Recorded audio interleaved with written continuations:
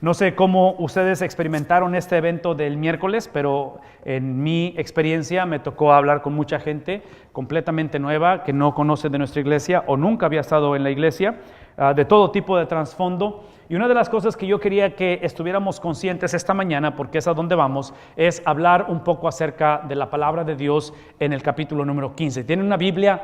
Abran sus Biblias en el capítulo 15 de Romanos, porque es ahí donde quiero que queden las cosas bien claras hacia dónde va esto. Estamos ya concluyendo básicamente lo que es el capítulo 15 de Romanos. Nos falta una sección por hacer el próximo domingo, pero si tienen hojitas en sus boletines, saquen sus hojitas porque esta es la semana número 30. Aunque ustedes no lo crean, 30 semanas han pasado y hemos estado en el libro de Romanos por 30 semanas. Esta temporada en la que estamos ahorita, de lo que es el otoño, lo cual es una temporada muy hermosa, a causa de nuestra cultura, yo no sé exactamente por qué o cómo, pero este despertar de matrimonios. Yo he hecho varias bodas este mes, me quedan varias por hacer ahora en noviembre, pero algo que quería que vieran es esto, y ahorita les voy a explicar por qué les estoy enseñando estas estadísticas. Lo que ustedes ven en la pantalla, que yo sé que no lo van a alcanzar a ver completamente, pero este artículo nos habla acerca de los millennials. Los millennials son los que nacieron de 1980 al 2000, que vienen siendo nuestros hijos probablemente, y por algunos casos nietos. No sé, aquí hay algunos millennials, no muchos, pero sí que sé que hay algunos millennials aquí. Del 80 al 2000, los que nacieron en esa etapa. De acuerdo al artículo, está mostrando que ahora no se están casando en capillas o en iglesias cuando deciden casarse. Es un concepto general. De tal manera que lo que ven ahí, especialmente las barras, la de la izquierda es la de los millennials, básicamente, que es de 18 años a 29 años de edad. Y lo que está diciendo es que el blog azul que tiene el número 39, está diciendo que un 39% todavía están pidiendo una iglesia o un líder religioso que los case. El 18%, que es el blog que sigue, está diciendo que piden un líder religioso, pero no necesariamente una iglesia, puede ser en cualquier otro lugar. Y el último, que obviamente es bastante grande, el 37% dicen no necesitamos ni lugar religioso, ni figura religiosa, pastor, sacerdote, alguien del clero, no necesitamos eso, simplemente nos queremos casar. Entonces, esta cuestión del matrimonio obviamente está cambiando en muchos aspectos y cómo está funcionando esto. Menciono todo esto porque cuando una persona viene a mí y quieren casarse y me dicen, hey, ¿nos puedes casar? Para mí es una oportunidad muy grande porque, número uno, yo no ando buscando casar gente. Hay algunos que traigo en la mira que deben estar casados, pero bueno, eso es aparte. Pero cuando estos vienen a mí a decirme, hey, ¿nos puedes casar? A mí me abre una oportunidad muy grande de poder yo compartir ciertas cosas que considero importante. Y una de ellas, y por eso lo traje mi agenda o mi cartapacio, no sé cómo le quieran llamar, mi folder, donde yo tengo aquí material que yo uso con los que quieran casarse. Y una de las cosas que yo hago luego con ellos es que les doy, así, luego les doy un cuestionario que tiene que ver con consejería prematrimonial. En esta consejería prematrimonial, que tiene que ver con estas estadísticas, está hecha en ciertos blogs, en ciertas áreas de la vida, donde los comprometidos deben de responder individualmente y luego traen sus hojitas y las platicamos. Y aquí van algunas de ellas, nada más pónganse eso. La primera sección es conociéndonos. Por ejemplo, una pregunta que tienen que responder o definición que tienen que dar ellos, otra vez, separados, no juntos, separados, es ¿qué es la cosa más importante del matrimonio? Entonces es interesante cuando escriben porque típicamente no están de acuerdo en lo que están diciendo. Número 2, o otra pregunta es, lo que más me gusta de mi compañero o con el que me voy a casar. También es interesante leer eso. Mi padre es o mi padre fue de esta manera. Mi madre es o mi madre fue de esta manera. Mi relación con mis hermanos es o fue de esta manera. Mi relación con mi definición del matrimonio ideal es, y ponemos esto. Una de las preguntas aquí es, o definición es, ¿el amor significa? Defínelo. Entonces, usamos esto. Hay otra sección que es la sección de religión y valores. Por ejemplo, una pregunta es, ¿cuál es tu contexto religioso? ¿Creciste en la iglesia? ¿No creciste en la iglesia? ¿Qué tipo de iglesia? En fin. ¿Qué es necesario para tener un hogar feliz? ¿Has venido a conocer a Cristo de una manera personal o podrías decir que todavía estás en el proceso de conocerlo? Hay que hablar de eso. Otra sección es la sección de la sexualidad, por ejemplo. ¿Deseas tener hijos? ¿Cuántos? ¿Cuándo? Vamos a hablar de eso, o sea, sí, realmente. La cuestión de los suegros. ¿Sabe tu familia acerca de tus planes de contraer matrimonio? Describe las similitudes del contexto de tus familias, las diferencias. ¿Vivirán cerca de alguna de las dos familias? Obviamente es importante eso. El dinero. ¿Usarán un presupuesto? ¿Tendrán cuentas de banco separadas, unidas? ¿Cómo va a ser eso? En fin, empezamos a hablar de todo esto. Ahora, todo esto lo menciono. Esta es la razón por la que lo estoy mencionando. Es porque este domingo hemos recibido ya diferentes visitantes. Algunos de ustedes han tenido tiempo, ya han estado con nosotros por algún tiempo, pero no han hecho una decisión de aceptar a Cristo o de unirse a la iglesia.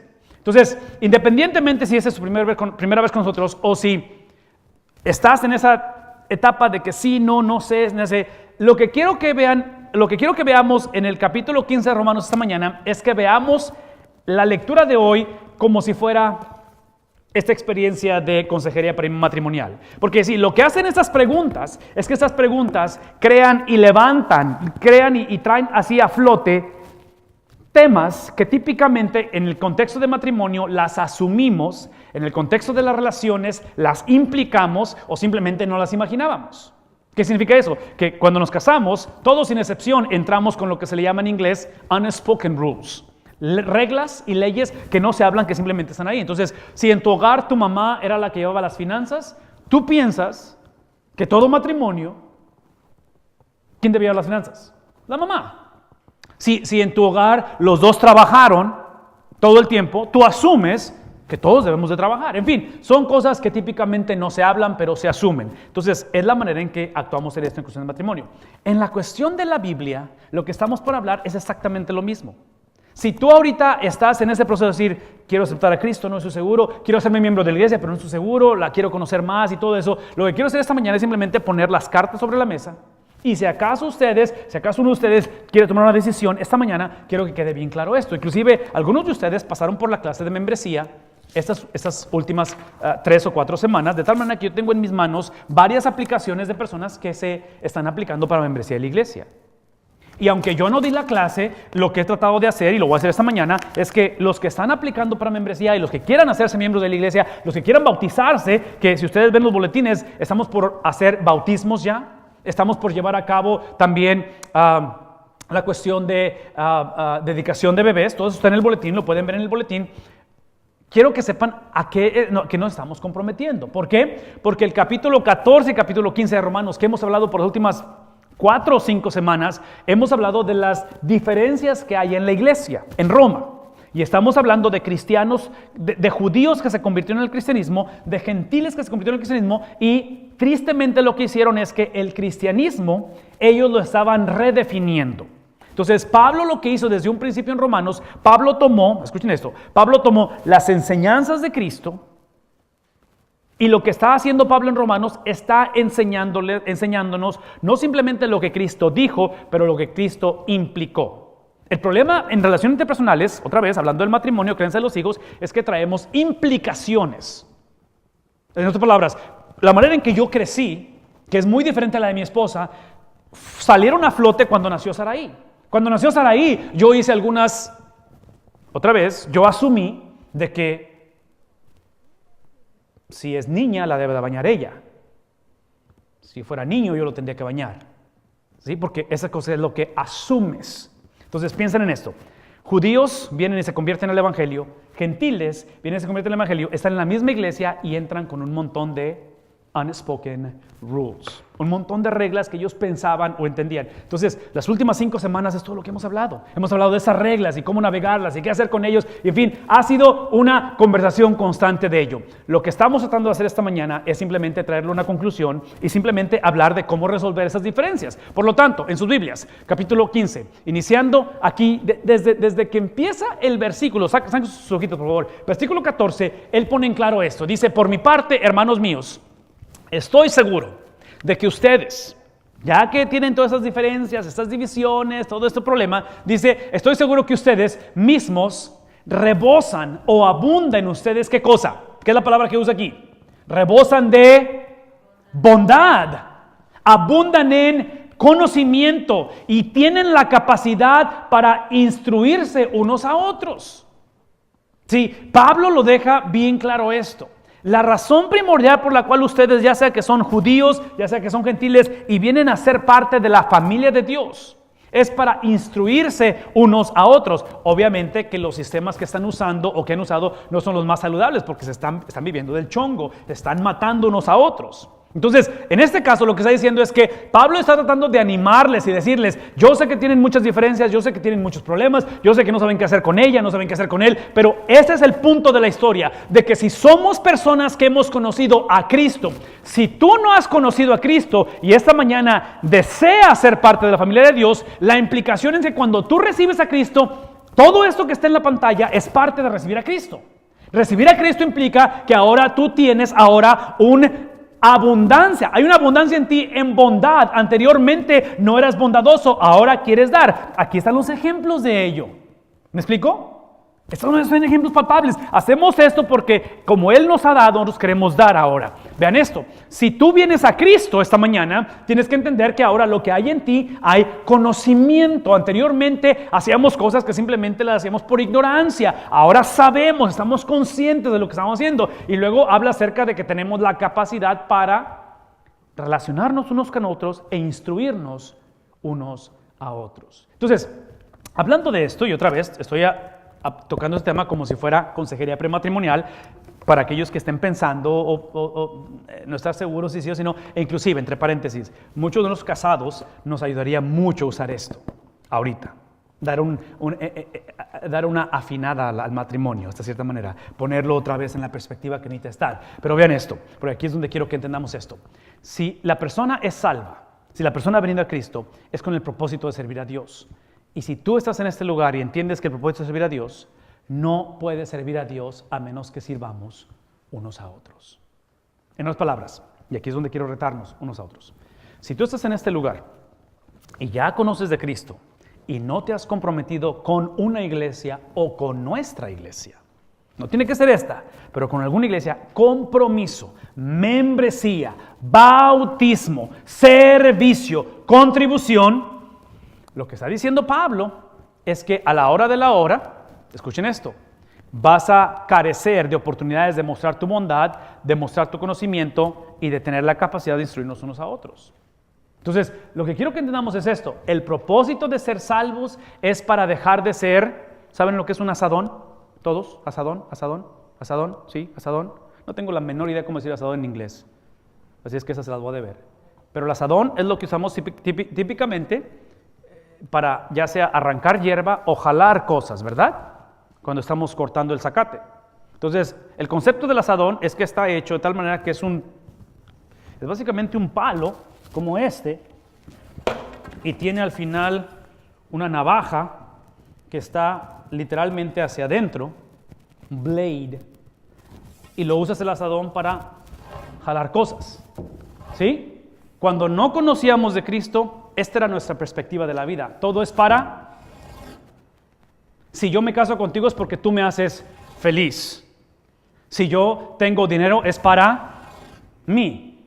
Si yo tengo esto, inclusive parte de esta cultura o de esa mentalidad es que siempre estoy inconforme porque él tiene más que yo.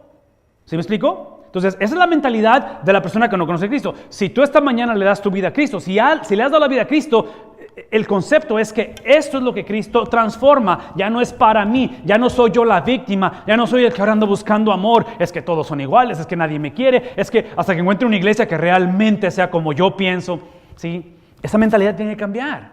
Ahora entiendo que la manera en que yo sirvo a Dios es cuando sirvo a otros, porque este es el concepto de la salvación. El concepto de la salvación es que Dios nos ha dado a Cristo.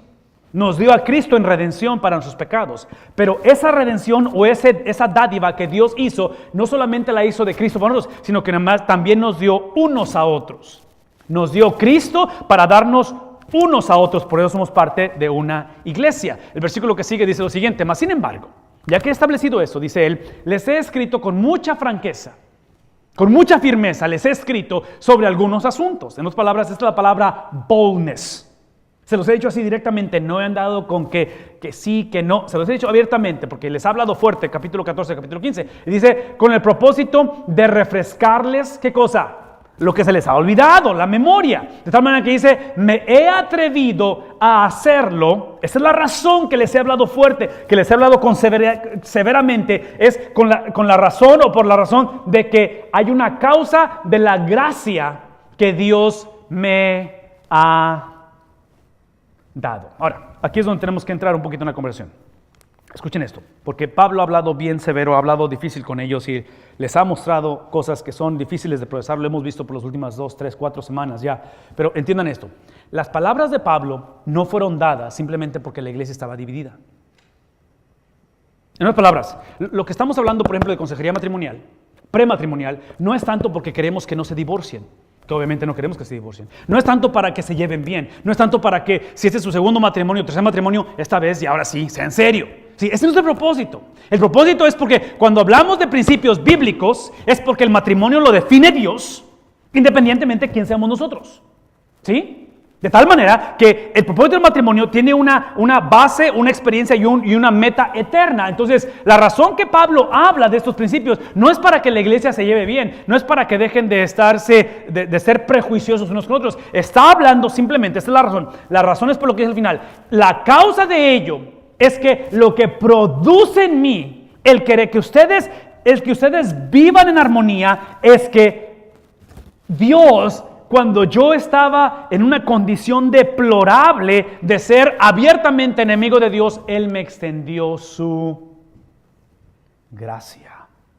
Ahora, aquí es donde quiero que entendamos esto claramente, porque aquí es donde yo pienso que como cristianos tenemos una tendencia a olvidar lo que es gracia. Y quiero que escuchen esto claramente. Gracia no significa tolerarnos unos a otros. Gracia no significa simplemente la ausencia de odio.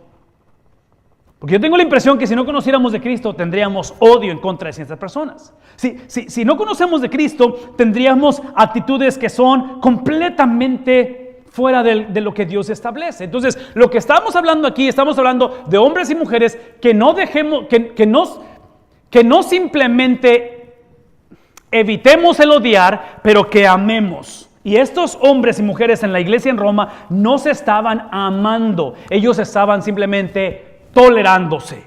De tal manera que aquí es donde entra el prejuicio, aquí es donde entran los lentes culturales, aquí es donde entra el que mi mamá me decía así, es que tú sabías antes de casarnos cómo pensaba yo, no, es que, ¿sí me explico? Entran los conceptos, las ideas preconcebidas que son inevitables, pero el punto del cristianismo es que independientemente cuál sea mi baggage, cuál sea mi trasfondo, cuáles sean mis problemas que he tenido, mis temores, mis frustraciones o mis errores, todo eso la someto a Cristo y la someto porque cuando yo fui infractor de la ley, cuando yo cometí cosas que fueron deplorables, Él extendió su gracia. Ahora, esto es importante porque entre más tiempo pasamos como cristianos o en la iglesia, más se nos olvida esta gracia. Y déjenme explicarles qué quiero decir con ello. Cuando yo les digo a ustedes que 2 más 2 son 4, 2 más 2 son 4, ustedes y yo, pienso, que no necesitamos ver el 4 al final de la suma para saber que son 4. El hecho de decirles yo 2 más 2, en su mente ustedes saben que es 4, ¿me explico? Ya se asume que está ahí. Es como si yo les dijera, por ejemplo, una persona soltera es una persona no casada. No tengo que decir que es una persona no casada. Una persona soltera típicamente es una persona no casada. ¿Me explico? Ahora, no es lo mismo que si dijera una persona no casada es una persona soltera, porque hay muchos que son viudos, obviamente. Entonces, el concepto aquí es de que tengamos cuidado que cuando hacemos una afirmación, la segunda afirmación no sea lo mismo que dijimos al principio. 2 más 2, 4. Sabemos que es 4. O sea, no tenemos que poner un 4, sabemos que es 4. Una persona soltera, sé que es una persona no casada. Muchos pensamos en la cuestión de la gracia de esa manera. Pensamos que con el simple hecho de haber nacido en una iglesia, el simple hecho de que mis papás fueron cristianos, el simple hecho de que tengo años en la iglesia, el simple hecho de que tengo conocimiento de la Biblia, el simple hecho de que yo no tengo tatuajes, que no ando fumando, que no golpeo a mi esposa, eso automáticamente me hace merecedor de gracia. El simple hecho que yo no soy como ellos. Entonces, en el contexto de esta iglesia, entre judíos y entre gentiles que venían de contextos diferentes, ellos asumían que ellos merecían la gracia. Y donde voy es a esto. Cuando yo digo que una persona soltera es una persona rica, de mucho dinero, ustedes saben que eso no es verdad todo el tiempo. Porque yo ponerle dinero a una persona soltera no es el caso todo el tiempo. Entonces, tenemos que acercarnos a esta gracia recordando, como si yo fuera la persona soltera, que obviamente implica que no soy casado, pero el hecho de ser soltero no implica que sea rico o que tenga mucho dinero. Entonces, en sus hojas yo creo que escriban esto. Una persona soltera es una persona no casada. Eso implica de antemano. No asumamos esta mañana que simplemente porque nuestros hijos han nacido en el Evangelio, conocen la gracia de Dios. Muchos de nosotros tenemos que ser salvos de la religión, salvos de lo que en inglés se le llama entitlement, lo que es la justicia propia, lo que es crear simplemente una mentalidad donde nadie es como yo, nadie piensa como yo. Si ustedes pensaran como yo pienso, sería mejor la cosa. Así, tenemos que entender esto. Una persona soltera es una persona con dinero. Eso no es todo, no todo el tiempo esa afirmación es verdad. Entonces, al estar tú aquí escuchando este mensaje, lo que va a hacer la diferencia de estas dos oraciones en tu vida es cómo nos relacionemos con la gente. Si esta mañana tú piensas de la gracia como el primer enunciado, que ya en tu caso es obvio, soy cristiano, vivo en Estados Unidos, obviamente la gracia está en mí, ¿saben qué va a suceder? No vamos a ser compasivos con aquellos que merecen gracia. Tendremos un espíritu crítico. Siempre tendremos una palabra en la cual les damos, como se dice en inglés, el I told you so. Pero personas que entendemos que no necesariamente el hecho de estar en una iglesia, eso es conocer la gracia de Dios, la extendemos en aquellos que la necesitan. Sí, el reto de esta mañana es con lo que concluí. El propósito de esta gracia, y aquí es donde, esto que está por leer es donde yo pienso que aquí es donde muchos van a rechazar, en la iglesia van a rechazar a Pablo. La gracia que me ha sido dada es para ser ministro de Cristo Jesús para aquellos que ustedes desprecian, está diciendo. Piensen en ello. Yo he sido llamado a ser ministro, dice Pablo, de aquellos que ustedes desprecian, que son los gentiles. Yo tengo el deber sacerdotal de proclamar el Evangelio de Dios. Si ustedes regresan al Antiguo Testamento, Israel como nación fueron llamados para ser, lo que dice Pedro en el Nuevo Testamento, un real sacerdocio, una nación santa, un pueblo escogido por Dios. ¿Recuerdan ese pasaje? Sí, lo que está sucediendo es que Pablo le está recordando lo que ustedes debieron de haber hecho basado en la gracia que acabo de explicar. Ustedes la han olvidado y se han olvidado que ustedes, tanto ustedes como yo, somos llamados para un sacerdocio en el cual proclamamos el Evangelio de Dios. Escuchen esto, este propósito no es para que seamos VIP, es para que lleguen a ser los gentiles, ¿qué cosa?